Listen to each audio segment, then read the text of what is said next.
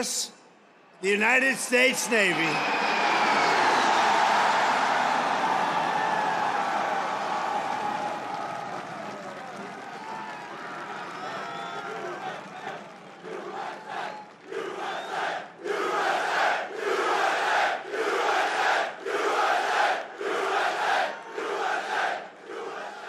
Well, that was good timing, wasn't it? Huh? We had to get that right. We had to get that right. But they always get it right. I was just given a display with a wonderful First Lady, the likes of which I think few people have ever seen before. We were a few minutes away, and the display of strength was absolutely incredible. We appreciate it. Thank you, Navy. Thank you very much. And I want to thank our magnificent First Lady for that introduction. People love our First Lady. They do. And let me say to all of the incredible sailors on this pier, it's great to be with the fleet, the fleet. And let's also give a very special thanks to the shipmates who put on that spectacular display of Navy dominance. And that's what it was dominance. And bravo, Zulu. You know what that is? Bravo, Zulu. You know, a lot of people don't.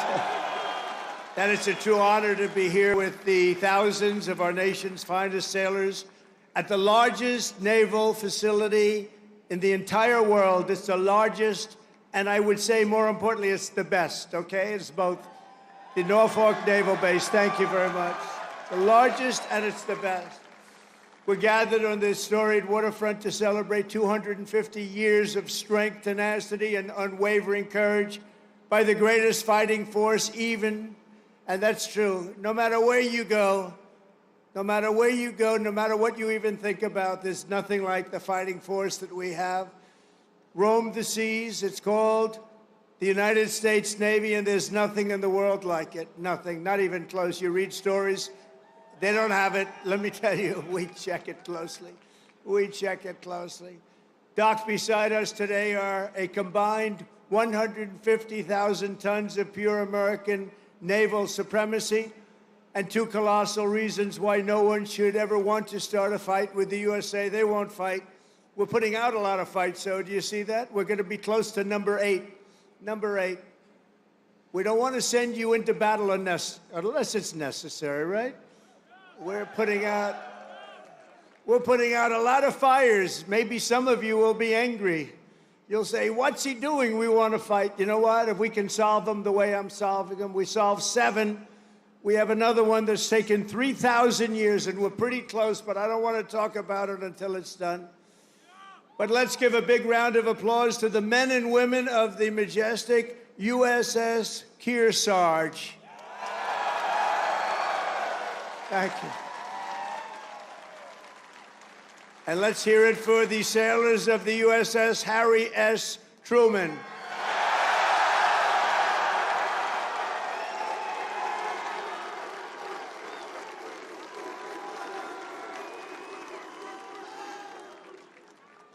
Those who call this carrier home live by a motto that captures the spirit of America's Navy.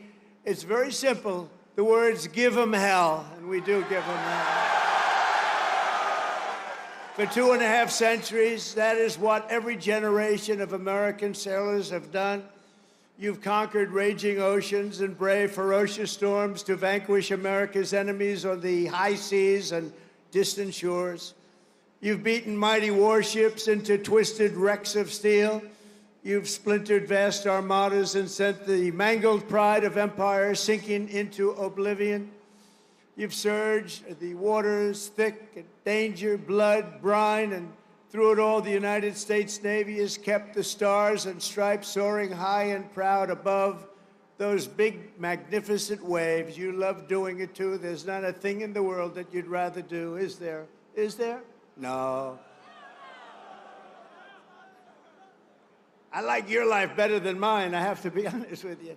Sailing on those beautiful waters all the time, you're so lucky.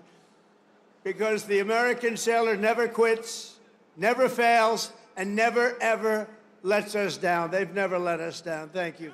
Thank you.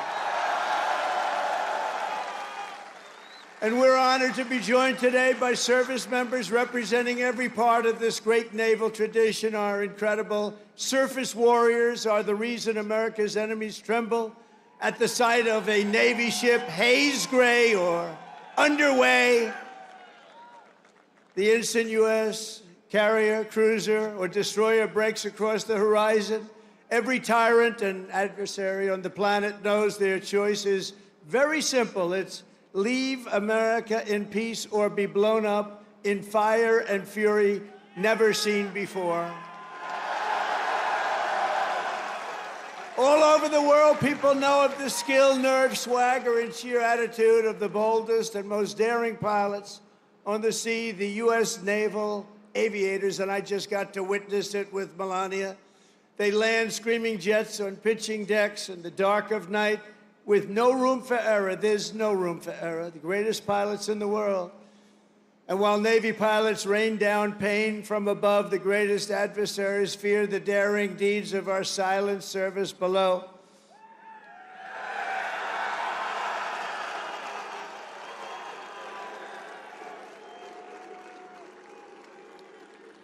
They prowl and strike from crushing depths, unseen, undetected, and unstoppable. They are our brave submariners. Where are the submariners here? And they are brave. The most lethal weapon in the world, I will tell you, nobody knows where it is, and what it carries is nothing that carries weaponry like that. And we're 25 years ahead of any other country when it comes to submarines. Nobody's even close. Nobody can match us. No roll call of Navy warriors would be complete without recognizing some of the fiercest and most elite commandos in the history of war. They are the toughest, and there's nobody tougher. There's just nobody. That's what they tell me. There's nobody tougher. Called the Navy SEALs. What do you think about the Navy SEALs? Where are the Navy SEALs? We're not going to mess with the Navy SEALs. They are great. Thank you very much. Incredible people. And of course, our enemies have learned to dread that special cast of warriors who have charged forward almost everywhere America has seized a stronghold or stormed a beachhead. They call themselves the Leathernecks, the Jarheads, the Devil Dogs, but we revere them as the United States Marines.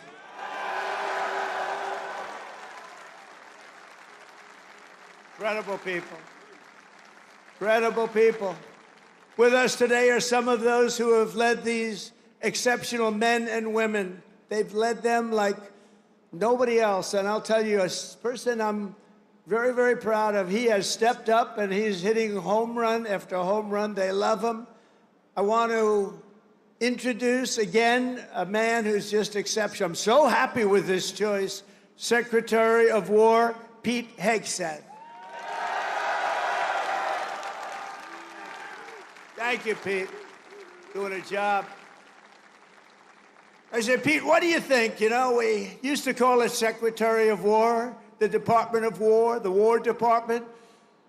Now we call it Defense. And I don't know, would you ever want to, you know, we won World War I. We won World War II. We won everything in between. We won everything before. And all of a sudden, they decide to change the name. They went woke then, too, you know. Woke is a long-term word. I said, what do you think about changing it to the Department of War? He said, I love it, sir. And that was about the end of it, right? That was the end of it. Thank you, Pete. Great job. He's a great leader.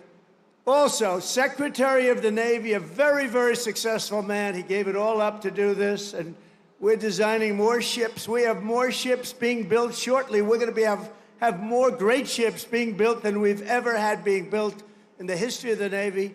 John Phelan. John, thank you. Great job, John. He made a lot of money in the private sector, and I said, you want to do this, John? We need a lot of ships, and we need them fast. And he said, I want to do it. He gave up a lot, gave up everything to do this. But he's loving it, and he's doing a fantastic job. Chief of Naval Operations, Admiral Darrell Caudle. Admiral, thank you. Great job. Rear Admiral Gavin Duff.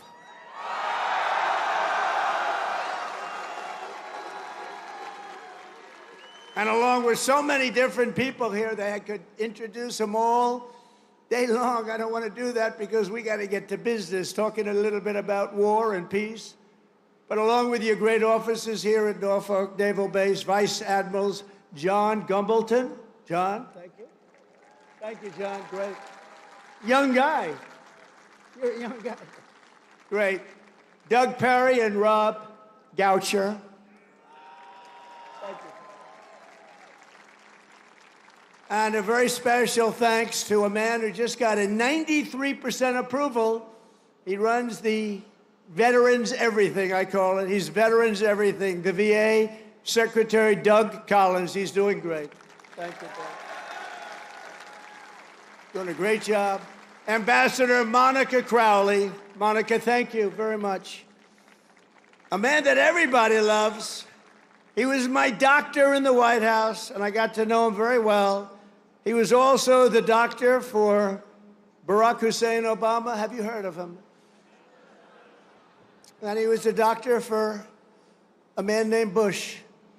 And at a press conference, they asked him, who's in the best shape? Who's the healthiest? Who's the strongest? Who's the best physical specimen of the three? He said, that's easy. President Donald Trump. And I said, I love this guy. I said, I love him. Ronnie Jackson, he's now a congressman, as you know. So he was an admiral. He was the chief doctor. He was the whole boss of doctors. And now he's a very, very successful congressman from Texas. Thank you, Ronnie, very much. And I appreciate those words. I'll never forget them. Jen Kiggins. Jen, thank you. John McGuire. Rob Whitman. Dan Crenshaw. Derek Van Orden. These are unbelievable, talented people that are with me, and they fight. Thank you very much, fellas. Thank you. Thank you very much, darling. These are great Congress. I say Congress warriors. That's what you have to be today to be in Congress if you're going to make it. I also want to recognize all of the newly pinned chief petty officers. You got a lot of them here today. I had to approve it. Who recently earned their anchors and now bear their venerable title, Navy Chief. Navy Chief. Thank you, Navy Chiefs. Let's also express the gratitude of our entire nation to every Navy veteran who has come out to honor this big anniversary. We see so many veterans. I saw backstage, I was shaking hands with veterans all over the place. And they are great. And they're respected and they're loved. Thank you very much. Stand up if you'd like. Thank you very much.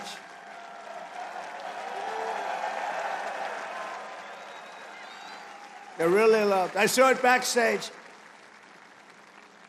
I saw so many veterans, and my hand will never be the same.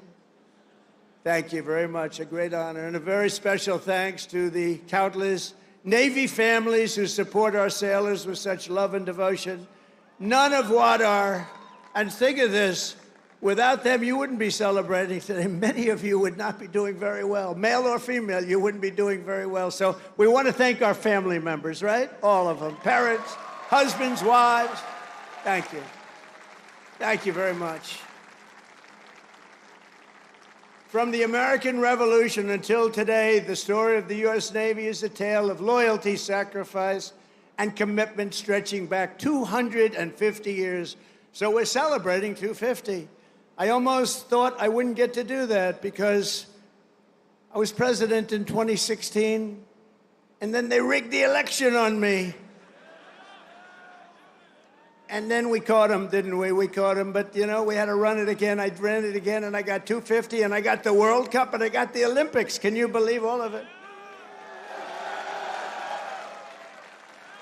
In my first term, I was the one that got the Olympics. I was the one that got the World Cup. And I said, you know, the sad part is, maybe I'll go, maybe I won't even be invited because it won't be during my term. I would say, if we're a Democrat, I might not be invited. They don't love me exactly too much. And then when this happened, now all of a sudden they got all three. But you know what's the most important? 250 years is the most important, above World Cup, above Olympic. But we got them all coming. And on June 14th, next year, we're going to have a big UFC fight at the White House, right at the White House, on the grounds of the White House. When the Continental Congress formed a fleet of just 2 ships in October 1775, many scoffed at their chances against the most powerful empire on earth. That was the most powerful ever, relatively speaking. We had 2 ships. We had nothing other, but we had great heart. They didn't know the audacity and the grit of the American sailor. They had no idea the war for independence gave us some of the greatest American heroes of all time, including the father of the U.S. Navy, Captain John Paul Jones. You know that. When a far stronger British ship demanded his surrender, Jones yelled back that timeless battle cry right now: "I have not yet begun to fight."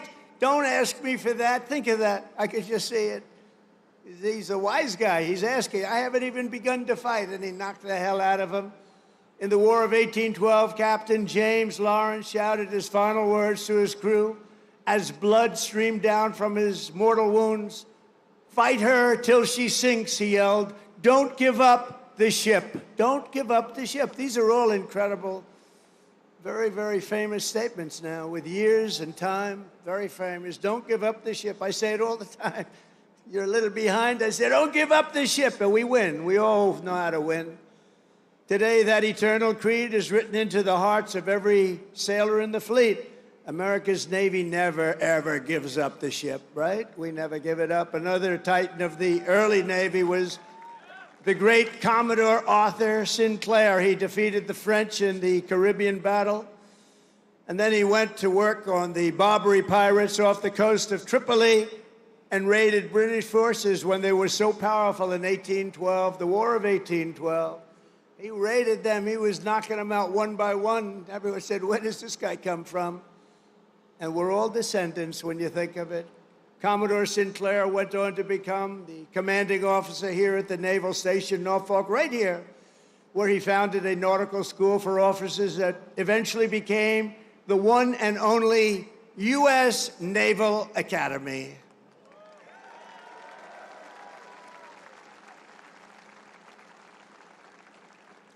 And I'm going to be at your Army-Navy game this year. Who am I going to root for, huh?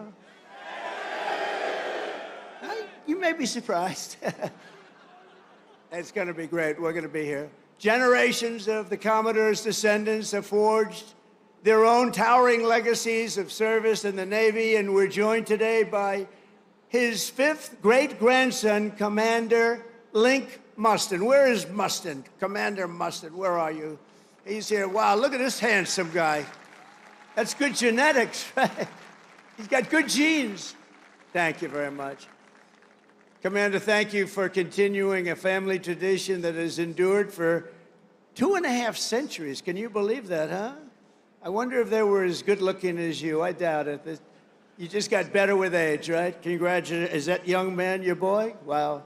He beat you. They beat you.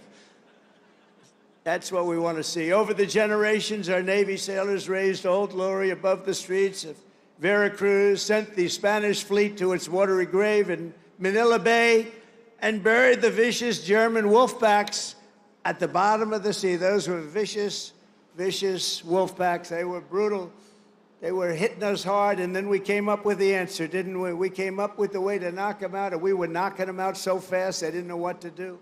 It was really the end once we discovered the secret through some brilliant minds. A lot of them are descendants of the people here right now. In every era of conflict, the Navy has never failed to hunt, kill, and to win. Never failed. Never failed. In World War II, Admiral Bull Halsey's motto, hit hard, hit fast, hit often, and that is exactly what the sailors do. One of those warriors was Submarine Commander Eugene Fluke, who sent more Japanese tonnage to the ocean floor than any other man in history. I don't like to talk about it too much now. You know, they've been a nice ally, but anybody from Japan here right now? We'll get off the subject immediately. But think of it, sent more tonnage to the bottom of the sea, one after one. Aboard the famed USS Barb, he destroyed a Japanese tanker and a carrier with a single salvo to his men's chagrin. They were very concerned about it. They didn't think we could do that, and he just knocked them out one after another.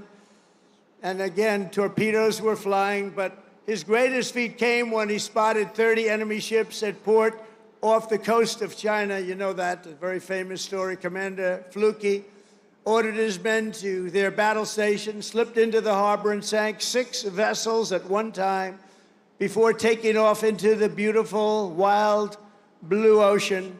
He received 4 Navy Crosses, the Legion of Merit, and the Congressional Medal of Honor. That was a brave guy.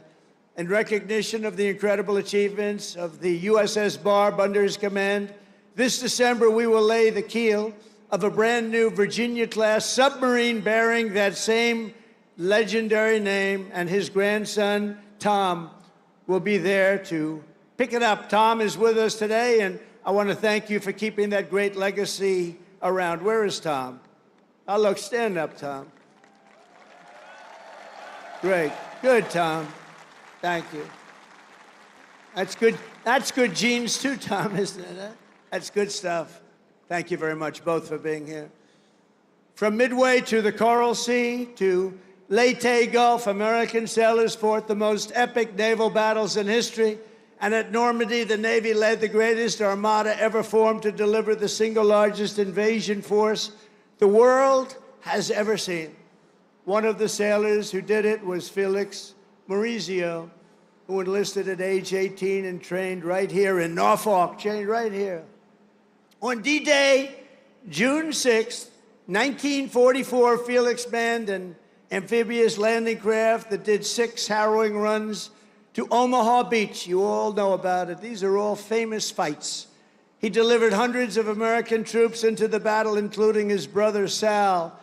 Felix lost so many of his friends that day, but he kept fighting. He kept going out there, getting more soldiers, getting more of everything. He just kept coming. They couldn't stop him, and went on to serve in the Pacific under the great Admiral Nimitz. In February 1945, he spent his 21st birthday landing Marines on the blood-soaked sands of Iwo Jima, one of the bloodiest, toughest battles ever. Historic battle. 6 months later, he was aboard the USS Talladega in Tokyo Bay. When Japan surrendered, they said, I don't think we want Felix hitting us anymore. And he retired as a chief petty officer in 1966. This year, Felix celebrated his 100th birthday, and he is here this afternoon as a living testament to the glory of the United States Navy. Wow.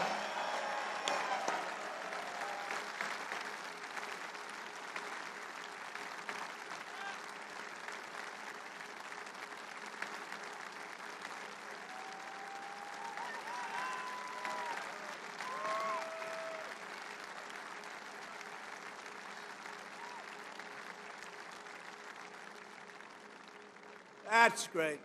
He looks good. Felix, you look better than I do. I'm not happy about this, Felix. No, they don't want to mess around with him. And Felix, we salute you. Thank you very much. Incredible. 100 years. In Korea, American sailors and Marines carried out the daring landing in Incheon and flew more than 250,000 combat sorties against the enemy. It was an amazing effort. In Vietnam, the Navy unleashed Operation Rolling Thunder and deployed a brand new unit, the Navy SEALs, to tear up Mekong River Delta. Problem with Vietnam, we stopped fighting to win. We would have won easy. We would have won Afghanistan easy. We would have won every war easy. But we got politically correct. Let's take it easy. We're not politically correct anymore, just so you understand. We win. Now we win. We don't want to be politically correct anymore. And history will never forget that it was the SEALs who stormed the compound at Osama bin Laden and put a bullet in his head. Remember that? And please remember, I wrote about Osama bin Laden exactly 1 year ago, 1 year before he blew up the World Trade Center. And I said, you got to watch Osama bin Laden. And the fake news would never let me get away with that statement unless it was true. But I said 1 year before to Pete Hegseth, I said 1 year before, where's Pete? In the book, I wrote, whatever the hell the title, I can't tell you. But I can tell you there's a page in there devoted to the fact that I saw somebody named Osama bin Laden, and I didn't like it, and you got to take care of him. They didn't do it. A year later, he blew up the World Trade Center. So we got to take a little credit because nobody else is going to give it to me. You know the old story? They don't give you credit, just take it yourself. And it was the U.S. Navy that dumped his wretched corpse off the decks of the Carl Vinson to sink into the dark abyss. The Navy's central role in the defense of our liberty continues to this day. Just a few months ago, the Ohio-class guided missile submarine played an indispensable part in one of the most spectacular military feats the world has ever seen, the obliteration of Iran's nuclear sites in Operation Midnight Hammer. How did that work out? Pretty good, right?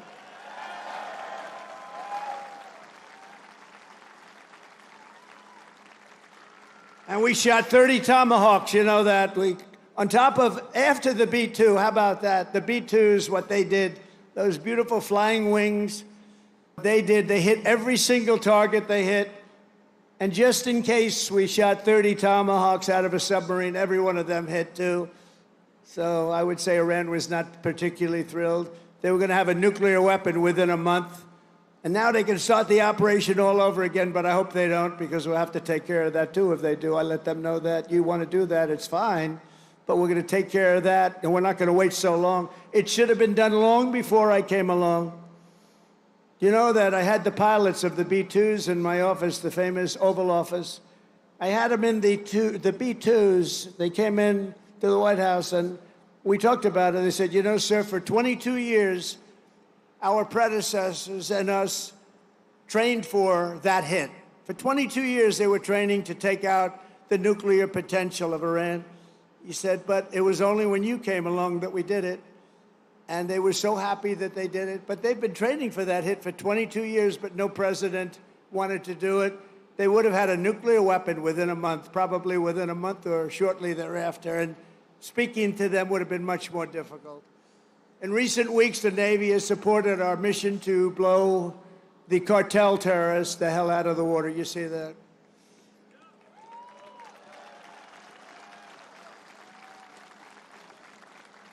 And you know, there are no boats in the water anymore. We can't find any. We're having a hard time finding them. But you know, it's a pretty tough thing we've been doing, but you have to think of it this way. Every one of those boats is responsible for the death of 25,000 American people and the destruction of families. So when you think of it that way, what we're doing is actually an act of kindness. But we did another one last night.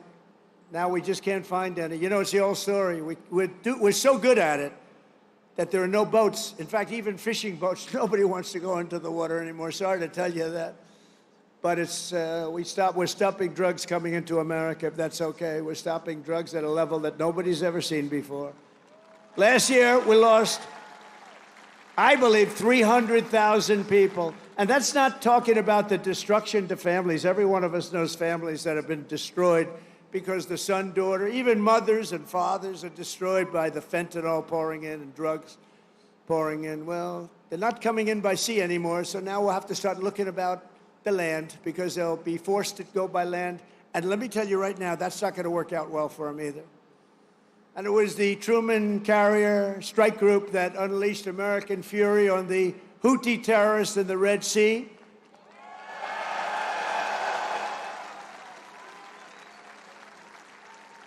And as you know, they settled. But they settled because they made the statement to us, we've never been hit like that ever before. And earlier this year, conducted the single largest airstrike from an American carrier in history. That was the largest ever. I want to express my personal thanks to every single sailor who contributed to these phenomenal victories. We only know victory. We're only going to know victory. We don't want to know the other word. We want to know victory. We're going to have great victories in the years to come. Well, at least for almost 3.5 years, we're going to have great victories. I want to thank a group of women from North Carolina. Look at these great. Will you stand up, please? These beautiful women have followed me. This is number 151. You could call a rally. This is sort of a rally. Let's face it, this is a rally. This is a speech of love. We all love our country. But that group is from North Carolina. They're up to about 151 visits. They have a whole group of them. I never see their husbands. I don't know what's going on with their husbands. I assume, do they still love you, the husbands? Yes, good. But I want to thank you. 151, they've been following me since 2016, and you look even better now than you did then. But I want to thank you very much. It's a really group. They love our country. They like Trump, but you know what they really do? They love our country. And we have the right policy, right? We have policy. We don't want crime.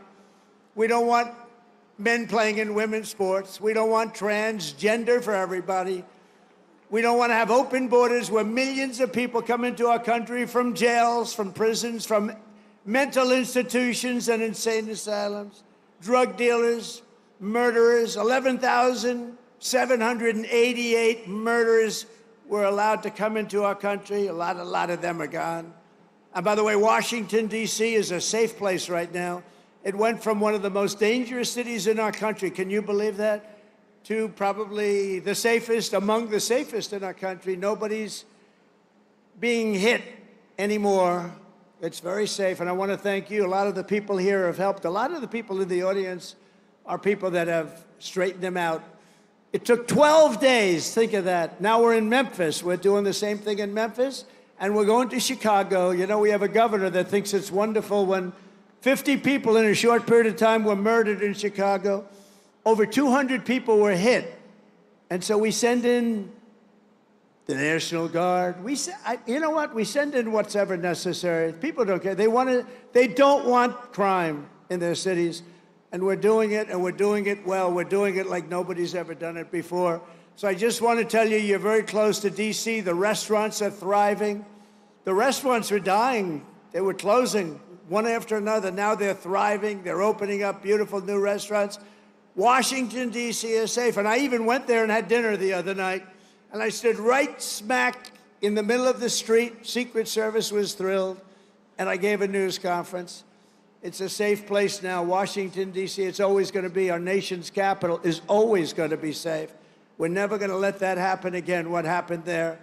One of the most beautiful places. We're doing a big beautification program. It'll take me very little, very short. But we're doing a beautification program to go along with the security and safety. We're getting rid of the graffiti, the potholes, the broken medians between roads. We're doing a real job, and you'd be proud of it. I think everybody here is proud of it, frankly. That's our nation's capital, and that has to be clean, beautiful, and safe. The U.S. Navy always stands for America. As your commander-in-chief, I will always stand for you. I promise you that. You know that. That's why you voted for me in numbers that nobody's ever seen before. And I want you to know that despite the current Democrat-induced shutdown, we will get our service members every last penny. Don't worry about it.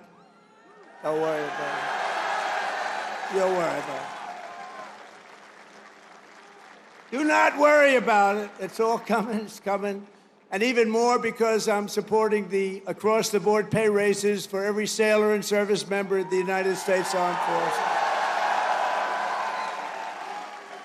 But we have to take care of this little gnat that's on our shoulder called the Democrats. They want to give all of our money to illegal aliens that pour into the country. And, you know, I have a bigger heart than they do. But the problem is when you do that, they come in by the millions. Everybody wants that, so you can't do it. But I've also pledged the largest ever investment in our military's history. We're spending over $1 trillion. We've never had anything like that before. $1 trillion on our military, and that includes, along with your Secretary of the Navy and Pete Hegseth, we're going to be building lots of ships and doing a lot of things that you haven't seen happen for 35 years. We'll soon revitalize our once great shipyards with hundreds of billions of dollars in new investments and people coming from all around the world, and they're going to build ships in America. We want them built in America. And as I told our generals and admirals last Tuesday, we are getting wokeness the hell out of our military. It's gone. It's really gone. I don't know that it was ever really here. I think some of the top people had it. I knew a few of them that they were major losers. But they were losers. Unlike our great general, the chairman of the Joint Chiefs of Staff, who may be here, Dan Raisin Cain. You know Raisin Cain? When I heard his name, I said, that's the guy I'm looking for. But he's been an amazing warrior, and, you know, he was the one headed up the attack on Iran. and everything he's touched has turned out great. He knocked out ISIS. So I was told it would take 4 to 5 years to beat ISIS. When he came on board, he did it in 4 weeks. We knocked him out in 4 weeks. 100% of the ISIS caliphate. Is Dan Kane here? He is, you know why? Because he's working.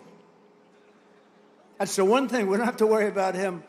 But he is a fantastic man. That's the man I wanted right from the beginning. I said, if I ever do this again and if I could get lucky enough to win, because we have a base like nobody in history has had, I said, I'm going to pick Raising Cane as the chairman.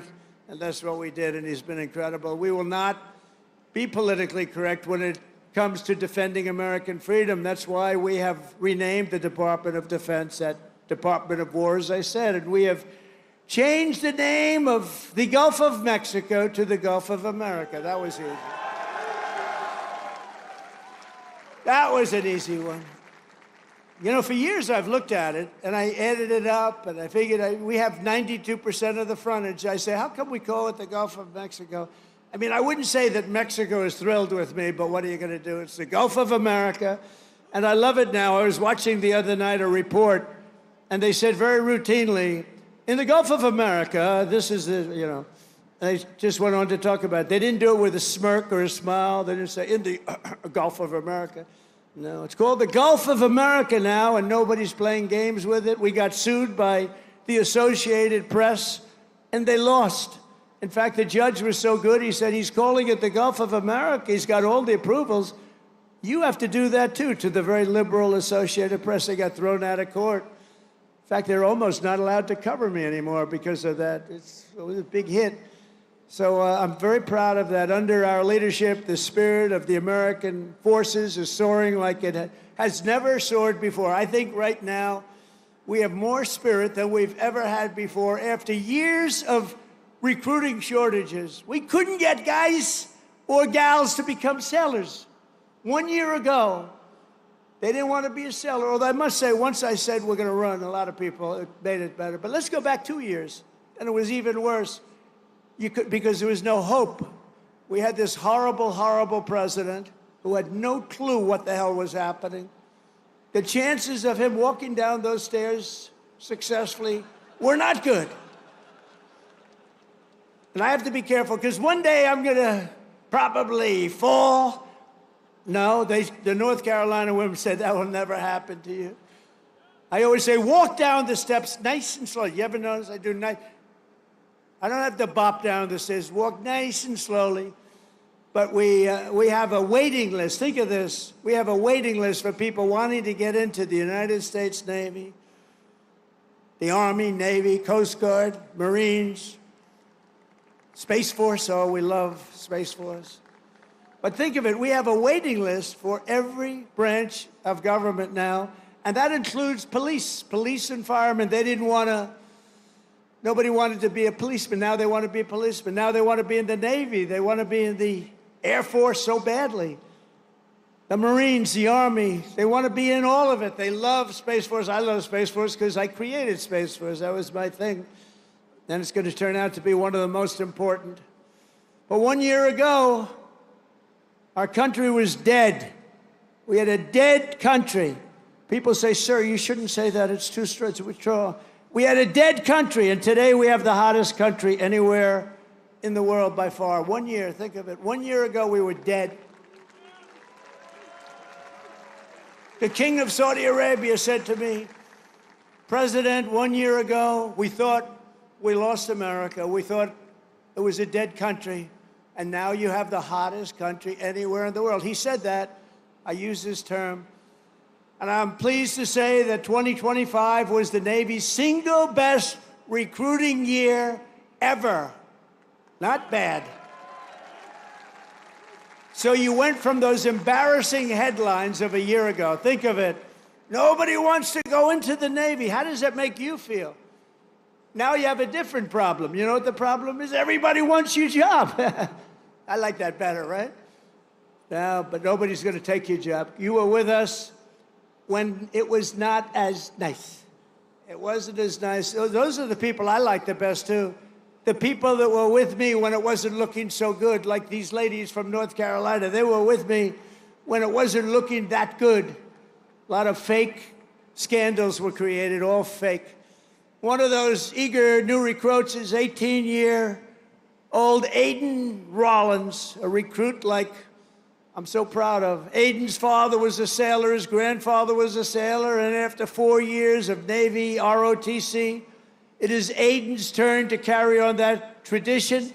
When he enlisted in April, his father, Daniel, a Navy veteran, was so inspired that he decided to re-enlist too. Wow. I'm delighted to say that father and son are here with us today representing the future of this great fleet. Please, Aiden and your father, please stand up. Wow.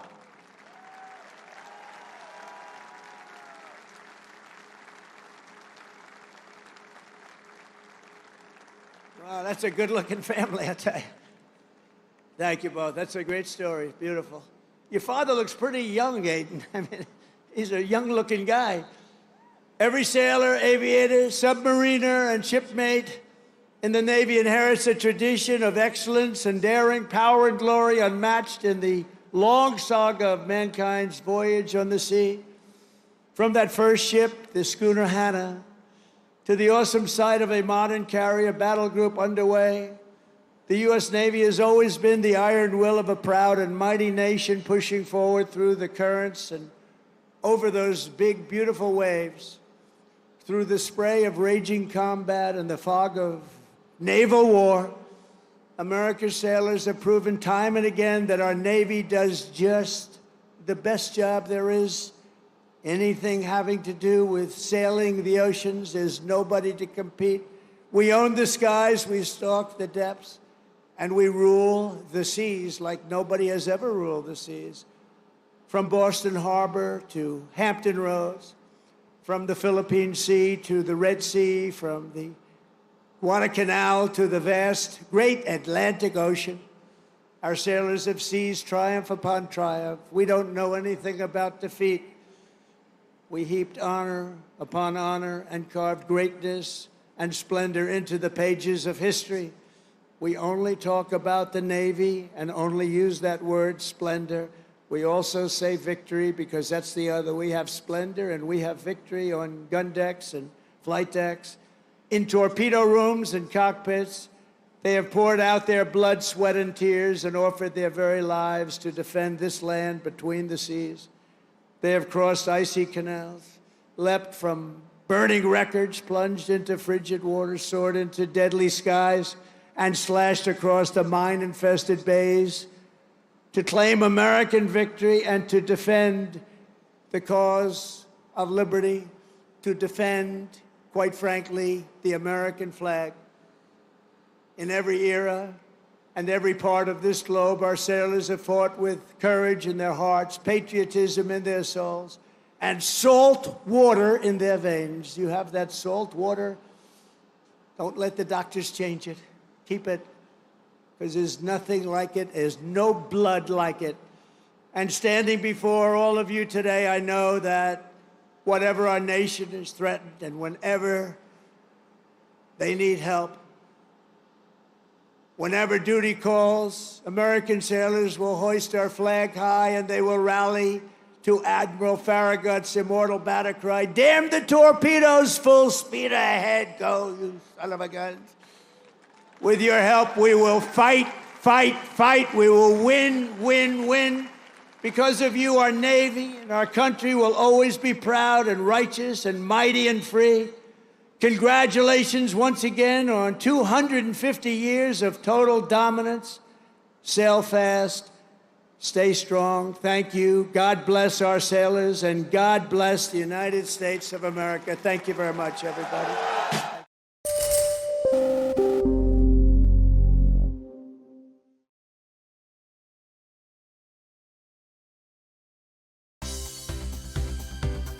For more news and updates, all you need to do is follow CNBC TV 18 on all of our digital platforms.